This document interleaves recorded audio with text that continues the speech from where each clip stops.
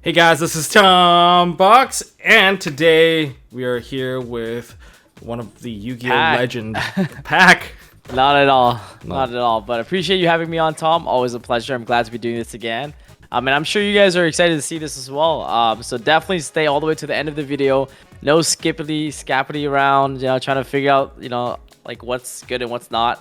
Right. I feel like we're gonna have like a really nice discussion on like what's good in the meta, and this can help you like build your side deck as well as like consider what main deck options you want to have for your hand traps. Absolutely. So right now we're going to start off with hand traps. We're also going to talk about the go first, so we go second. What are the power techs? What are the trends of the current format? Because it's quite different from the past one. Past one, I think it was all solved and it was kind of stuck in the same loop for a little bit, especially with Dawn of Majesty not really introducing anything, but Burst of Destiny and Synchro Storm all landing at the same time really kind of shook the whole thing up. And so right now across the top you guys can see that we have 5 matchups that we're going to cover in today's video. Maybe we'll cover other matchups in the future, but one of the most popular matchups being Swordsoul. This is going to include 10 variant because in terms of its fundamental core, it's very similar, but they could do very different things. But we're going to include them both in there. Phantom Knight taking a surprise seat into the the front row right here. Bird Up is the main coverage here, not Tri Brigade, and Drytron is Drytron. Drytron is still like that deck if it goes first. If it goes off, it's pretty hard to beat. Right. And as for one of our newest I guess matchup in the line, we have Floowandereeze. A lot of people have been actually struggling against this deck because they just don't know what to do, but there's several key things that you have to pay attention to. The deck is very strong. It is the gatekeeping deck, preventing a lot of people from actually being able to play Yu-Gi-Oh at the Rogue tier, because Rogue versus Floowandereeze, you're gonna have an awful time. Oh yeah, 100%. Super hard to play that matchup. But I think it's like one of those new archetypes where if you understand how to like stop it, it's actually a lot easier than people think it is. Yeah, for sure. There's a lot of funky things that they can do, and maybe we'll talk about it when we get there. But right now, we're gonna go with some hand traps. But there's actually more hand traps than what you see here, because there's just been a lot more variety when it comes to how you can pre-counter certain cards. So let's start off with DD Crow. DD Crow is kind of like a weird one I kind of tossed in here because you see it a lot in Bird Up, because it is one of the things that they have in their main deck that they do search out. I guess across the board for me for DPE, like I just it's pretty terrible. It's pretty bad against most things, but DPE is one of the things that you can banish as an option, especially when you bait the DPE. Then they basically are forced to summon with the Dasher at that point. But against Swordsoul, I think it's kind of mediocre. I would not consider using it against Swordsoul because all you're really hitting is like the revival, and that's it. You don't want to hit any of their traps. You don't want to hit any of their spells. There's really no point. So might as well play something that's just better. There's just way better slots for it. Phantom Knights, on the other hand, there is Crow's really good. Yeah, so it's like really good because a lot of the Phantom Knight players are playing like the Scythe combo. Crow basically stops the Scythe combo from resolving, and then Crow is also just like really good because there are a bunch of their like if they send like Graph for cost off of Turbiny, you can like chain Crow to that so that it doesn't resolve some Seer from the deck. That can like really stunt their plays as well. So like it's just like a very versatile card into the matchup. You can hit like a boots, like you can hit like 20 scales. Like there's like a bunch of things you can just hit, even if you don't end up hitting the Scythe. Like it's just a very generically good card. Now, next is Bird Up for Crow. It's just a little bit weird. It's hit and miss. It depends on the hand. So, like, from my experience, if they only open just Bird Up based cards, and you know that the priority card is in the graveyard, like especially if they have like a Cobalt Sparrow. Cobalt Sparrow? Yeah, the one that searches a monster, you probably want to hit that. You just force them to play from their hand, because single hand traps don't exactly work very well against Bird Up. One Ash Blossom is not going to do anything. But if they activate Barrel Canary, then yes, hit that card because that has to target. That's like one of the angles you can hit. But yeah, go ahead, Pack. I would say that like it's definitely a little bit better than yellow leading towards green. The only reason I say that is because like they have to be a really good Bird Up player to play around DD Crow. Well, an example would be like if they open up like let's say Warbler plus like Bird Call, they would have to like Bird Call and add like the Cobalt to the hand, and then special the Warbler and then play around DD Crow. But they don't play around Droll when they do it that way. But if they like activate Bird Call and Foolish the Sparrow, the Cobalt Sparrow, and then they special the Warbler from their hand. Then they play around Droll because they don't add any cards to their hand, right? So it's like it depends on how well they know the deck and how well they choose and what they choose to play around. DD Crow is also significantly a lot better when they open Fractal Warbler because you have to fractal the Cobalt to the graveyard. So like the only time where like DD Crow is not good into the bird up matchup is when they like hard open Cobalt plus Warbler in their starting hand, and they would just special summon it from the hand. But more often than not, most people go for like Fractal plus Warbler, which is the standard 2-card combo. It's one of the best openers, which like always play right into DD Crow. So it's actually, and like of course Barrel Canary is also a card. So like I would say like 75% of the time it's like really good. The other 20% of the time is like not as good because they open it in their starting hand already, or they just choose to play around it with Bird Call. So, okay. But most people will choose to play around Droll, so they would Foolish it and then like summon Warbler from their hand. So like it's for more often than not, like most people are not gonna play around Crow, and the only time people who have Crow in their main deck are gonna be like the Bird Up Mirrors. That's my like 2-3 cents on it. I would always side, like personally, I side Crow into this matchup. Like whenever I side at Crow right now, and I always side into the Bird Up matchup. Okay. No, that sounds good. That sounds good. There's a lot of insight right there. Next is Drytron. Yeah. I don't think there's too much to learn about Drytron. I mean, you can curl away their Ben 10. I think it's just gonna be good like most of the time anyway. Especially when we remove the Ben name, 10. remove Gamma. There's a Ben 10, of course, being one of the more crucial ones to remove. Yeah, it's just good. Floowandereeze, let's just get this one out. Oh of the way. god, it's just so bad. terrible. Yeah, you actually help them if you grow them, so don't do it. You want them to put stuff in the grave. Swordsoul and Ash. This is only gonna get at most for me just a dash. Like it's a dash. It's a dash. Like okay, I'm just gonna kind of throw this out there right now. Anything against DPE, sure, yeah, you can Ash, of course, Fusion Destiny. Then if they play DPE, you're kind of forced to hold on to Ash anyway, because if you burn all your hand traps and then they follow with the DPE, in a simplified game state, DPE will just win the game. There's no doubt in my mind that is what's going to happen. So just assume that you guys know how to deal with DPE, and maybe I'll make a different video just to cover DPE coverage. But yeah, so it's a complete miss unless they play Prosperity. If they play Prosperity, then that means they're also playing. Yeah, they're also playing the other package too. Because otherwise they DPE package. Yeah, they'd be playing DPE package. So you're more likely to hold it for that instead. But you know, if they reveal nothing, then they actually make their Chi Shao susceptible to get hit by Ash. Moye doesn't give them the search anymore. So in other words, unless they're using Taya, they really don't have anything to protect that Chi Shao from getting hit by an Ash. And then in that regard, sure. It's the Rotospell, Ecclesia, you have Ashuna, you have Vessel. People are playing that card. So it covers like decent. It's always the pot cards, right? So there's always 3 pot cards. There's always 3 Rota cards. There's always 3 Ecclesia. So 9 out of 40 cards so far is being hittable. You have like Vessel / Ashuna depending on the variants. You have Fusion Destiny. So it's either like Fusion Destiny, Vessel. So one of the 3. So it's like about 12 out of 40 cards that you can hit with Ash. So it's like not the worst. All of those cards that I mentioned are all like plus cards. So like ashing any of those cards like feel pretty good. Like that's why like sometimes I choose not to summon Ecclesia because it plays in Ash Blossom. Yeah. So like it's just like, you know, like one of those things you have to like make the right read on. But yeah, for sure. But it's like very difficult. Ashing their card isn't going to win you the game outright. There's probably better cards that you could probably side in if you need to. And then Phantom Knights, go ahead. I would say Phantom Knights, Ash is like very, very average. The only time it's good is like Tour Guide, but if they have a chain block, it's like eh. So the thing with Ash is like it's not, obviously if you're thinking about like siding Ash Blossom, you never side it. Like in terms of main deck, it's like okay. Like Ash has always never been an oppressive hand trap, I would say. It's only oppressive when you set up a board and have an Ash on top of your end board. That's when it gets really crazy. But I would say like Ash and Phantom Knights, like, you know, like hitting like, usually what I would do is I would hold it all the way for Rusty Bardiche. And like ashing Rusty is probably your best bet. You don't ash anything else. I would say that's like the best bet. Like if you have Ash as your only hand trap and you want to get the most mileage out of your Ash Blossom, it's either Rusty or Tour Guide, right? The cards that gives you the most plus. That's why like you see that a lot of people don't actually play Tour Guide. They play like as many ways to level 3s as possible without the normal summon, so that they just go to Tribony, send for cost, graph, and then like it's basically like plays around Ash Blossom the best, because if you normal Tour Guide get Ash, it's very, very awkward. But if you like just go like special like junk forward, special like, you know, psychic tracker, make Tribony, send graph, like, you know, they're not gonna really Ash the graph because any extender just like any normal summon they just lose to Rusty. So like just holding the Ash Blossom for Rusty is generally like probably your best bet. Bird up. Ash is.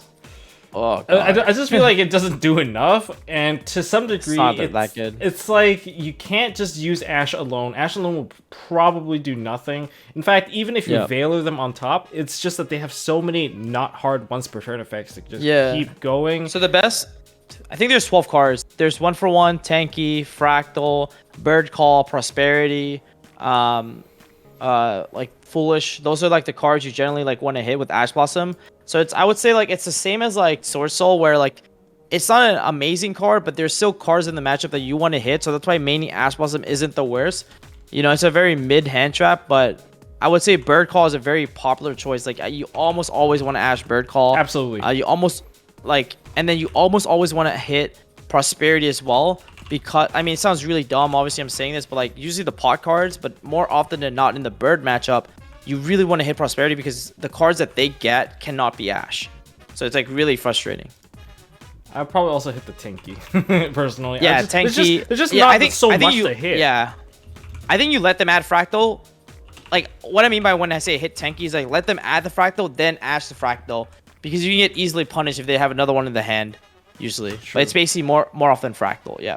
Yeah, there's just not enough stuff to hit, and even if you hit it, they have the follow-up. I mean, in a couple of online duels I've seen already, and I think there's some that are already on YouTube, you can see that even if though they can get hit by an Ash or whatever, they'll be like, they'll play they'll play through it straight up. Yep, I got drolled Veiler and I still ended on the board. Got drolled and you ended on the board. That's just you. That's just you at this point. Okay, Drytron's not too much to cover. Ash alone is probably not going to be enough. But if you have a follow-up, then it will become a lot better. Yeah. It's just you always Ash Alpha if you have nothing else, or a way to Benten. So like it's Alpha, Prep, Pre-Prep. Those are the cards you generally want to hit in Dytron. It's usually the first one, and if your Ash is the only hand trap, you have to kind of like go for a high roll gamble. What I mean by that is like you kind of just have to Ash the first thing and just pray to like something to like that's enough, or like they open a really weak hand. It is what it is. Yeah, I mean this is no surprise here. Floowandereeze Ash is it's okay. It's not as bad as people made it seem to be, but if they open with Gold Sark, you're pretty screwed. Ash is probably not going through. Sark, Field Spell. Yeah. Sark and Field Spells are like the only way to play around Ash. But everything else loses to Ash Blossom. Also, a top deck Ash or a 6-card Ash is actually really good into the matchup because it turns off their trap card. Yes. Because usually, unless they play really well and like set and like keep cards banished, their plays get interrupted by Ash Blossom. And the other thing is Ash Blossom is really powerful because they play 6 pot cards, so Ash Blossom just hits most of their pot cards anyways, so you always get value and mileage out of Ash. So the only thing is like the chain blocking, but for the most part I would say if they do their chain link wrong, you should be able to Ash Eaglin, and that's like usually the choke point. Yes, that is the big choke. I was just about to say that. Because without the big birds, it's not exactly any problem, I would say. And Imperm / Veiler, they are kind of in the same category. I think this is actually pretty good because there's just easy 1-for-1 trades. I think it's actually just pretty decent overall. I would say it's really good. Like the only way they extend from that is like the level 6. So like there's not really any good way to like extend past Imperm Veiler unless they have a level 6. So. And there's only 6 in the deck, so I would say like it's a very solid pick. Yep. Versus the Phantom Knights, it's okay. You can turn off Rusty mainly. Turn off Rusty. I like personally hitting Anaconda. Of course. Those are really good. It just depends what you're afraid of. You can hold it for if you see they're going for like Appaloosa and you have impermanence, you just hold the imperm. Because if they commit to an Appaloosa play, then they lose less bodies. So the Imperm gets more mileage, actually. So I'd say those are definitely the two. Yeah, definitely. Obviously, any normal summon is really important. Like if they normal summon Torn Skills or Tour Guide, Imperm on that is really good. But it's only good on Torn Skills depending on what they pitch. So you just have to be careful. If they pitch like Boots, which can search cloak, then obviously you don't imperm that because it doesn't do anything. It still gets to two level 3s. Yeah. Imperm versus bird up. Yep. I think alone is probably not going to do you any favors. It's pretty bad, but there are a couple of points actually. Yes, there are very chokes. important to note. So okay, so like if you hit like the Warbler, it's really good because it makes him commit to a normal summon of Cobalt usually, or like another level 1. So the Warbler is good, and then the other one is like actually the kit, where if you know how the bird up decks combo, they go for Warbler into level 1, search Nerval, overlay, search Sapphire, special Nerval, blah blah blah blah, overlay, etc etc. They get to Utopic Future, then they search kit, they normal kit, and they usually banish 4 to go for the Oath combo. You imperm there, and that should usually stop them. But if you open Veiler instead of imperm, right, where Veiler would be automatically turned dead because of the Utopic Future, you want to definitely Veil the Warbler. That's your best bet. Or if they break, they would usually go like Fractal Send, which is gonna be kit send Nerval, add another Fractal normal summon, and they'll try to banish 3 and just sit on some more. You just imperm that obviously. So you can, if you know how to play the deck, you get a good feel for the rest of their hand based on the way they sequence. So you should be able to, like, if you understand that, I feel like Imperm Veil is actually like pretty good into the bird up matchup. You just need to know like the right choke points based on the way they combo. So I would say it definitely comes with experience, but if you know it, like, it'll help a lot. And Drytron, I'm just gonna drag this one down. It's kind of the same. Yeah, it's like average. Yeah, it's like you need 2 to actually stop them. If you don't have 2, yep, you're still looking at the same board as if you did nothing. Unless, of course, they were really down on names. If they don't have any names, then yeah, 1 Ash, yeah, we'll shut them down. But like, you're banking on a deck that really has way too many ways to search their own names out. Next, we have Floowandereeze. Imperm is actually a good card against them.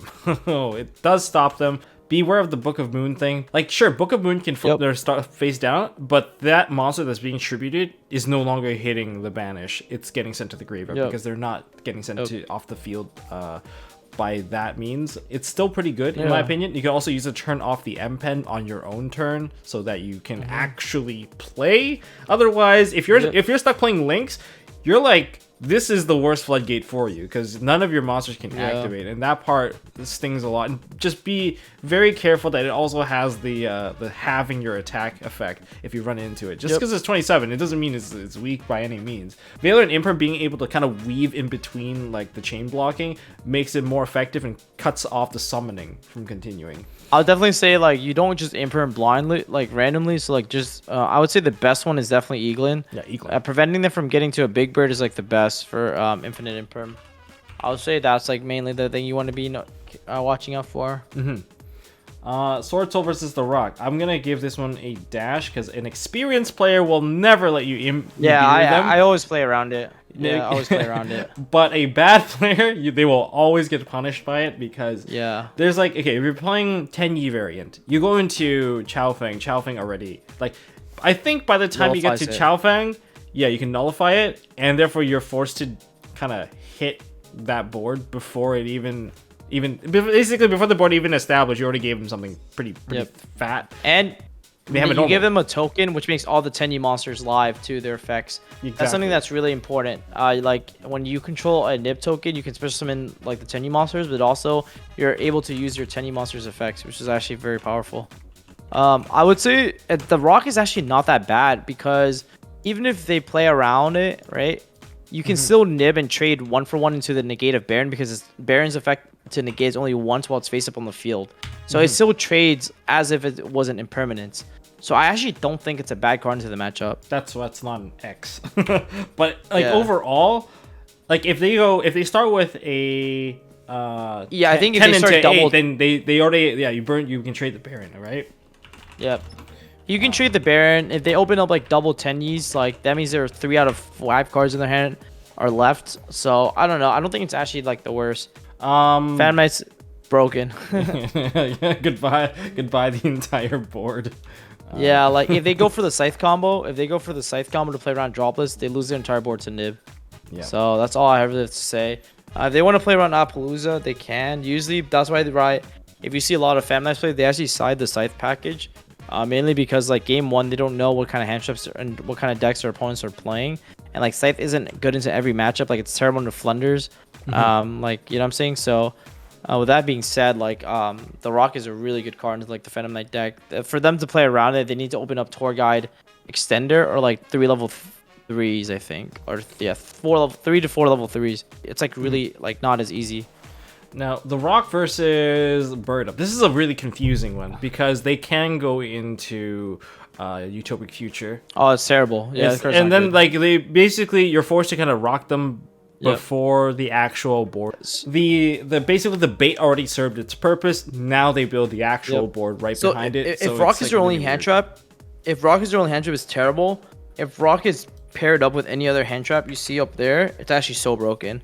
But like by itself, it's like it's actually just terrible. Like if you open Nib as your only hand trap and they do their bird combo, the 2-card combo inherently plays through like 1 interruption.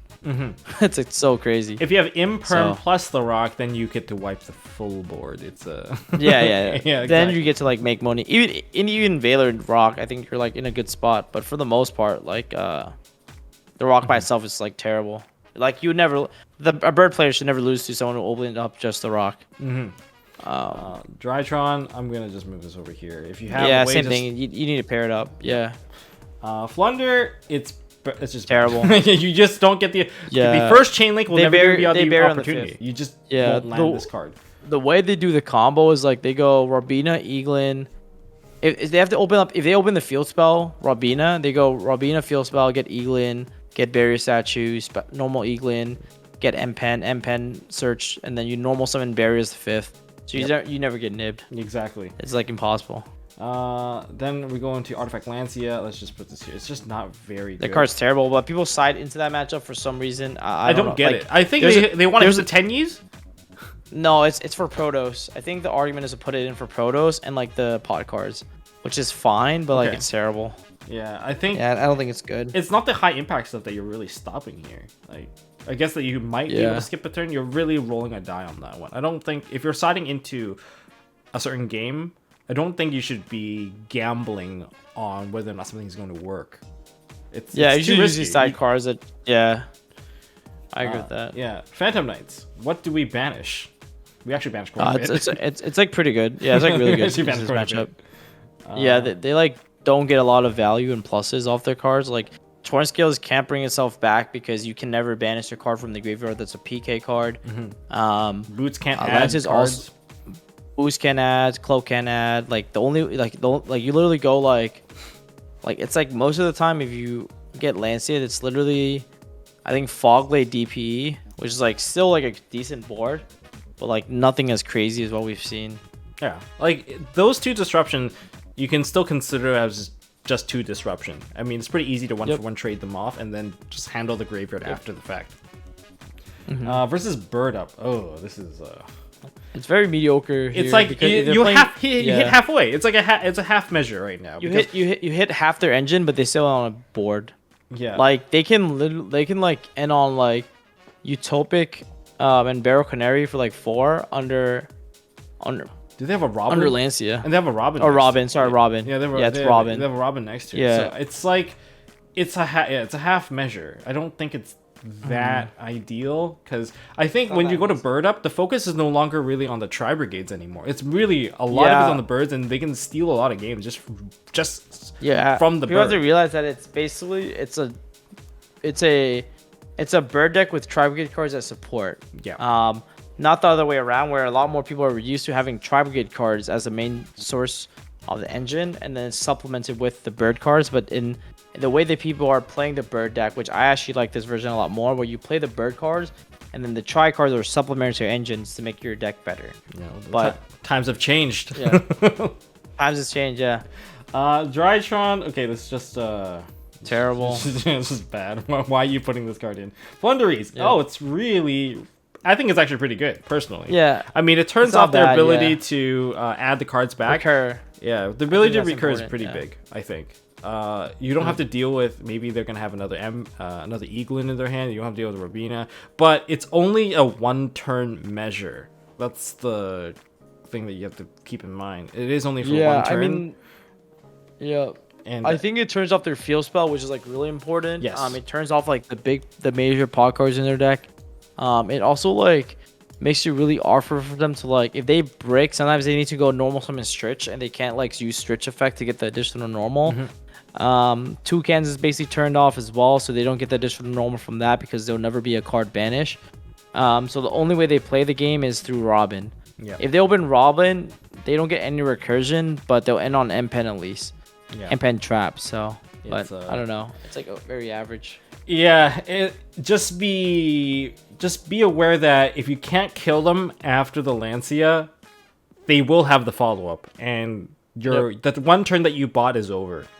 That's all I'm gonna say. It's good, I agree. but it's not next card good. Yeah, Swordsoul 100%. versus a Drone Terrible. Lockbird. It is Terrible. bad because the argument that people make for putting Drolls in is that, hey, maybe I can stop them when they go for their first search or their first pot card. If that's the first card it has that to they be play, Rhoda. It has to be Rhoda or Pot. Yeah, I had Rhoda or Pot. Rhoda pot or it's bust, because there's just no way that they're going to be able to add another card to be able to draw a card.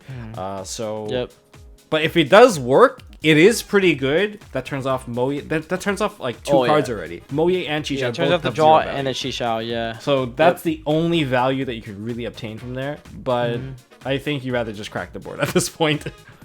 Yeah, it just you can't afford to lose card advantage against the Swordsoul matchup. So. Phantom Knights. Do they actually even have that many searches? They have just nothing. It's like Some it's from like deck. okay. No, it's good. It's good into like when they have to like search Cloak. If they have to search Boots, then it turns out they're rusty. Yep. So like it's like pretty average, but if it's in your main deck, it's not the worst. Just do it on the first search, obviously. But it's usually like if they search like Torrents, if they search like Fogblade, then they can't search Boots. They can't search off Rusty. So like those are pretty fine, but generally like they don't need to search those cards if they open a decent hand already to play the game. Like they still end on like they can still end on Dagda, Anaconda, etc. Yep. Droll versus Bird Up, they have way too many. You Broken. actually turn off so many things when you hit them with this. Turn off their entire deck. Yeah, like they search off Cobalt Sparrow, off of Recital Starling, which is not once return. They search off of Nerval. They turns off their Tanky Prosperity, everything. Bird Calls, like everything. It's just so powerful. It's really good. One of the reasons why I do side this card is mainly because of the Bird Up matchup. Against Drytron, I think this was a classic. Yeah, it's pretty good if you land it. Sure, they don't Pretty completely lose. I mean, they can still end on Dragoon. Do they even play Dragoon still right now? I think. No, they play DP. Yeah, they play DP. DP and Scythe. But yeah. Same idea. It still hurts them a lot because you force them to actually go into that path where they are more susceptible to hit by other hand traps as well. But be careful. I mean, they still could negate you with orange. So just be aware. And against the last one, I think this one's broken. It's so good. Droll just so disgusting because if you guys understand like the way the chain works, so it's like you go normal summon Rabina, resolve, you search Eaglin, then normal summon Eaglin. You get your trigger off Eaglin, which would be Chainlink 1, and then Chainlink 2 would be Droll. So like that just turns off their turn. But a lot of people get confused because like a lot is happening at the same time with Flunders. But if you understand the way like triggers work and all that good stuff, like you would understand that like Droll being a quick effect, like it's so broken. It is. It's like it's like the same thing when the people go like Zeta Tribute Ben 10, where they search their Medionis and then on resolution Ben 10 triggers and you're allowed to change role. Like it's just so like painful.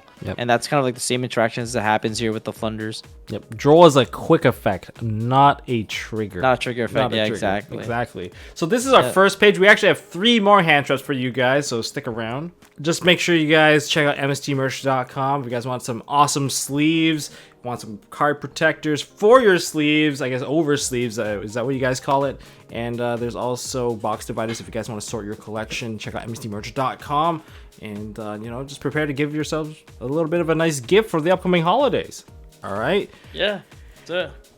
And okay, so we're gonna finish off this video with the remaining hand traps. We have Ghost Ogre, Token Collector, and Psyframe Gamma. I think this time we're gonna give the extra coverage here because we are seeing a bit more Gamma play.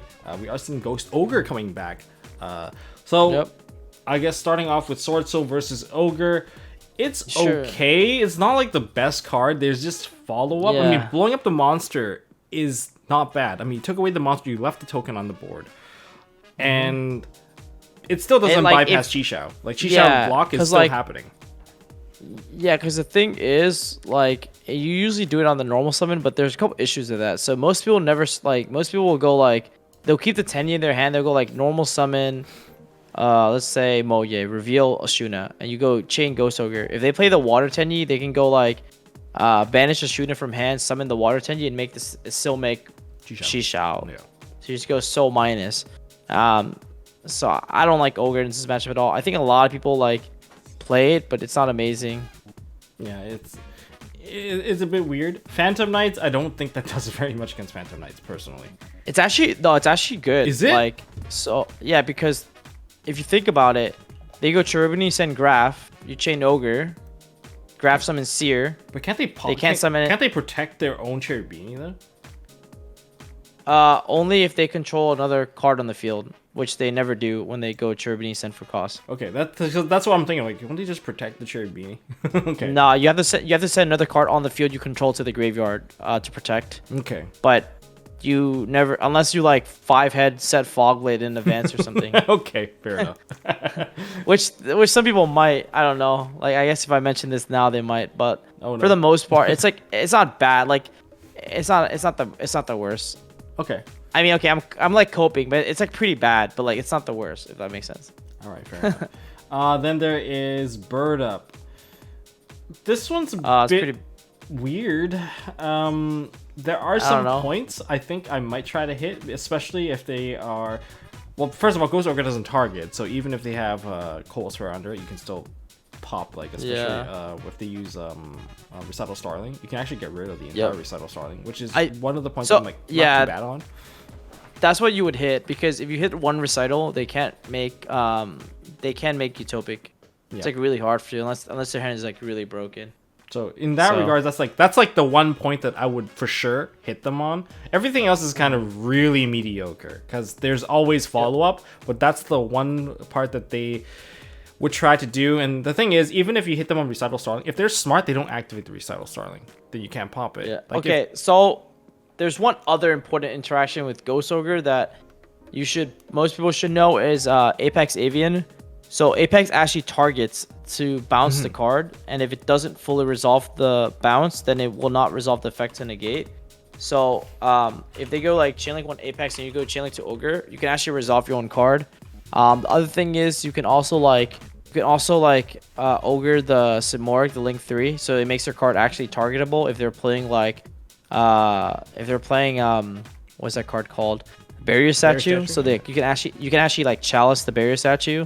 Now the other important part is it also like baits out some people play like the one that protects if monsters are linked. So if you Ogre the Simorgh, they have to protect it, because if they don't, then the Barrier Statue will no longer be linked. So because it's no longer linked, it's actually you can attack over it. Okay. Dry Jump versus Ogre. Okay, there's a reason why it didn't exist in the previous format, because it really it's really minimal. Although if you did have this card, I'll give you a target to hit a Mu Beta. Mu Beta? Yeah, just take that card out. That's like the only thing I would say is valid to hit. Everything else is... It's Mu Beta, even Diviner, so they can't make the Beatrice line. Yeah, okay. Well, we'll give you 2 targets. Basically, things that you would hit with a Veiler or Imperm, this will just get rid of the body. They'll still get the effect. So that's why no one really played it. So... Yeah, that's kind of the It's not Gamma, unfortunately. Yeah, it's not Gamma. It's a Gamma wannabe right now. Against Floowandereeze. This was a kind of a neat one because some people actually use this. Like, you like it? I don't like it. I know like it hits the field spell. Yeah, exactly. It's just like the field spell, and I think that's it. The continuous too. If you're using the effect to draw. The thing is, if you pop the monster, it depends on what they have in their hand. Because like there are some occasions where I know that they went into Eaglin. I know they're gonna search multiple cards, and when I was playing Swordsoul and I have nothing else because I got hit by a hand trap, I actually choose to pop both of their monsters so that the M-Pen can't get summoned onto the field. Yeah, there's the only way they beat that is they have Stritch and Toucan in their hand already. Exactly. So those are like it's really hard forcing them to actually have a pretty bad hand to begin with. But if they hand trap you to get to that point, I don't think they actually have those cards. So that's the only occasion where I would say like Ogre's like okay, because Ogre, okay, if you use Ogre, it's not like you're using like Blackout to pop 2 cards. You're just popping 1 and you're hoping that they don't have 1 additional name to follow up. You're hoping that that's Stritch the only or Toucan, yeah. So for Ogre, I would say it's actually kind of mediocre.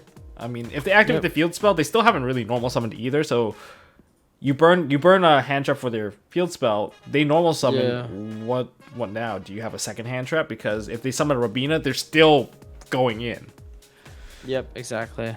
All right. So Token Collector, literally, it only works against one matchup so here. we're just on, but just X out everything else. Yeah. Yeah, but there's the one thing. I'm only gonna give it a dash at most. Yeah, I don't like it. The card. Yeah, I don't like it. It's the problem right now is that okay. First of all, you're giving up a lot of side deck space just for Token Collector. That's point 1. Point 2 is that a lot of these decks, there's triple tack. All right. Some people are, and actually a lot of people are. There's a DPE. They just go into that. They'll take care of it. They will also go into Chalice. Just turn it off. Like, because Token Collector has to activate to pop the card. They'll just chain Chalice. There, no problem. Play through it, no problem. That's why Ghost Mortar actually works against Token Collector, because Token Collector is a mandatory effect. So even though they summon on your turn, it will always be Chain Link 1 unless you have another mandatory trigger. And then like Chain Link, like then you get your like the triggers go on chain, which would be Mourner. Like usually like Mourner would be so bad, but it has like an application of Chalice against mandatory effects like Token Collector and Artifact Scythe. So those are like really cool interactions that comes up.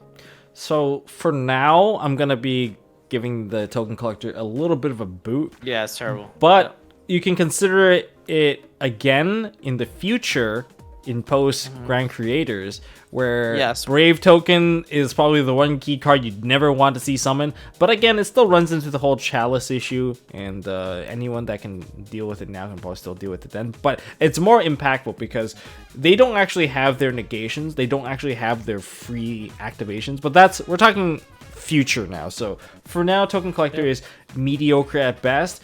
If you do play Token Collector, you need to pair Token Collector with another form of disruption. Basically, you burn them off, and then when they try to go off the second time, you throw a Token Collector. That's when it's actually effective. And funny enough, Token Collector and Nibiru, you just throw the Nibiru over, and then you Token Collector the token that you give them. It's hilarious if you can do that. That's like one of the best ways to do it, because now they're actually like they have an empty board. But aside from that, that's it. That kind of have all the coverage here. Now Gamma, I'm gonna give the floor to you for the entire Gamma line. Oh sure, yeah, Gamma's good against every deck on listed here. Okay, cool. That's all I gotta say. It's always been like this. Gamma's has always been an insane hand trap, but of course it's hard in main deck, right? Because it's not always live in your hand, and when you do your full loop, it's not a card that like adds onto your board. For example, if I do my full combo and I have Ash Blossom, it's pretty insane. But if I do my full combo and have Gamma, it's kind of like dead. So, but it's a card that I always like look into the side deck whenever I'm not sure in formats, because it usually covers every matchup. Like you Gamma like a name, they lose both the body and the token. You Gamma like, for example, like you can Gamma their normal summon. It's really strong because not only do you negate the effect, you kill the body. So they need to get to 2 more level 3s on top of their normal summon, which is like not easy to open up like normal summon and 2 level 3s extenders. Against Bird Up, not only you kill the name as well, and you make it so that they don't search. Like this, that's like really crazy. Like this format, the trend is you want to remove bodies. Like you don't want to leave anything on the board. Yeah. And we're going to see that in the upcoming part 2 of this video of going first cards. You're going to see that the trend right now, there's actually not a lot of cards that people side to go first right now. In fact, the pool is actually a lot smaller than the hand trap pool. But going first, going second, you're going to see that trend really apparent. So, guys, if you guys enjoyed this part of the segment, make sure you guys hit that subscribe button. Check out Pack TCG. Go give him a subscribe there, because guess what? Part 2 is probably going to be on his channel. That's right. So you guys gotta move around. You guys know the drill. This isn't your first UCG here.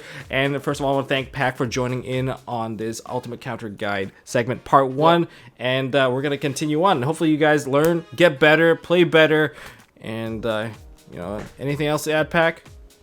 No, I hope this helped you guys, and I'll see you guys in the next one. All right. Comment, like, subscribe, of course. Yeah. All right. See you guys in the next one.